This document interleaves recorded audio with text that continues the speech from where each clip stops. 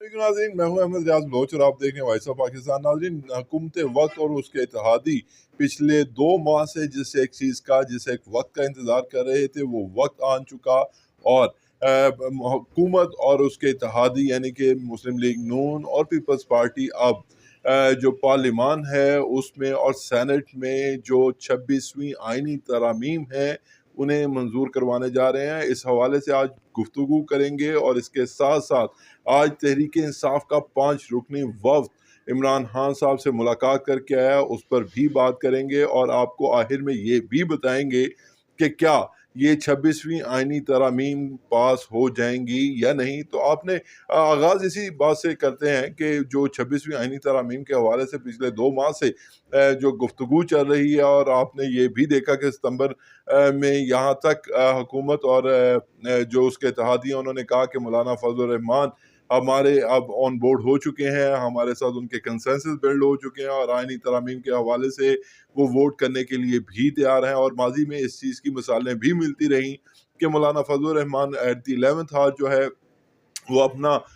जो एक फैसला है वो तब्दील कर लेते थे। लेकिन इस दफ़ा सूरत हाल कुछ यूँ है कि मौलाना फजल रहमान इस एक चीज़ में खुद को नहीं डालना चाहते, क्योंकि इन्हें पता है, मौलाना फजल रहमान ये चीज़ बड़ी अच्छी तरह जानते हैं। उनकी शूरा और उनकी जमात के अफराद ये बात अच्छी तरीके से जानते हैं कि जैसे ही ये तरामीम पास होंगी और इसके बाद जो फैसले होंगे उससे यकीनी तौर पर जो हतफ़ तनकीद होगा,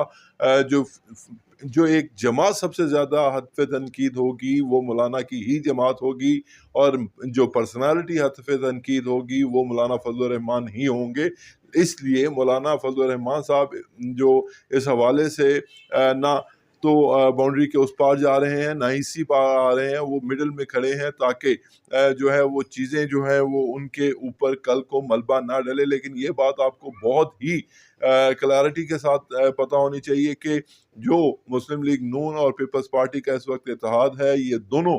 इस वक्त ये दावा कर रहे हैं कि हमारे पास अददी अक्सरियत पूरी है। लेकिन क्या वाकई ही ऐसा है या नहीं, ये आपको आखिर में बताएंगे। लेकिन अब बात करते हैं कि आज जो 5 रुकनी वक्त की तहरीक इंसाफ के बानी चेयरमैन इमरान खान साहब से मुलाकात हुई है, तो उसमें अभी से कुछ लम्हात कबल वकास शेख जो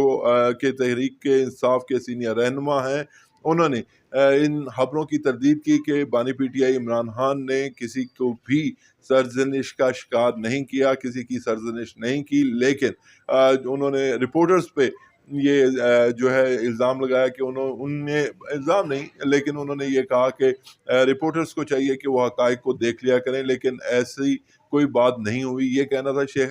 वकास अकरम का। लेकिन जो रिपोर्टर्स के साथ मेरी गुफ्तगू हुई उन्होंने इस चीज़ की तस्दीक की है और वो तस्दीक इस हवाले से कर रहे हैं कि जो कल और गुज़िश्ता दिनों में तहरीक इंसाफ की एहतजाज की कॉलों पर रद्द अमल आता रहा है। कल भी आपने देखा कि लाहौर में सिर्फ और सिर्फ तहरीक इंसाफ की 2 खवातीन, बाकायदा तौर पर 2 खवातीन जो हैं वो हिरासत में ली गई। उसके अलावा कोई भी तहरीक इंसाफ का कारकुन या तहरीक इंसाफ का रहनुमा वहाँ पर नहीं आया, जो कि यकीनी तौर पर लम्हा फ़िक्रिया ज़रूर है। इसीलिए इमरान खान साहब ने अली अमीन गंडापुर जो कि वज़ीर आला KPK हैं और उसके साथ साथ जो पंजाब असम्बली में कायदे हिज़्ब इख्तिलाफ हैं, अपोजिशन लीडर हैं मलिक अहमद भच्चर, उन्हें भी वहाँ पर तलब किया और दीगर जो पार्टी रहनुमा हैं उन 4 लोगों को वहाँ पे तलब किया गया है। उसका मकसद ये ही है कि वो इस हवाले से मोबलाइज़ क्यों नहीं कर रहे, क्यों डर रहे हैं, क्यों नहीं पुलिस का सामना करते, क्यों नहीं एहतजाज को मुकम्मल तौर पर कर पाते। इस हवाले से हमें इत्तलात मिली हैं कि सरज़निश हुई है और जो इमरान खान की सेहत के हवाले से तहफ़्फ़ुज़ात ज़ाहिर किए जा रहे थे उस पर भी इब्हाम ताहाल मौजूद है, क्योंकि ये ज़राए के ज़रिए खबरें मिली थीं कि इमरान खान साहब जो है उन्हें कैद तन्हाई के साथ साथ उनकी खुराक को भी गैर मेयारी किया गया है। तो इस हवाले से जो उन्होंने आज मौक़िफ़ दिया अपने रहनुमाओं को, अपनी पार्टी के ओहदेदारान को, उसके मुताबिक उन्हें जो है वो कुछ मतलब गैर मेयारी खाने दिए गए, जिसके बायस उनको जो हैज़ा है वॉमिटिंग भी हुई और वो हैज़े का भी शिकार हुए। लेकिन अब उनकी तबीयत ठीक है और उन्हीं के मुताबिक ये भी है बात के तहरीक इंसाफ के बानी चेयरमैन इमरान खान अब ना सिर्फ इस पे तंदुरुस्त हैं बल्कि वो इसके साथ साथ वो कॉन्फिडेंट हैं اور اس کے ساتھ ساتھ وہ یہ بھی اظہار کر رہے ہیں کہ مجھے چاہے ساری زندگی جیل میں رکھا جائے لیکن میں اپنے اصولی موقف سے پیچھے نہیں ہٹوں گا۔ اور اب بات کرتے ہیں آخر میں جو 26ویں آئینی ترمیم کے حوالے سے اس وقت جو صورتحال ہے، جو مولانا فضل الرحمان کی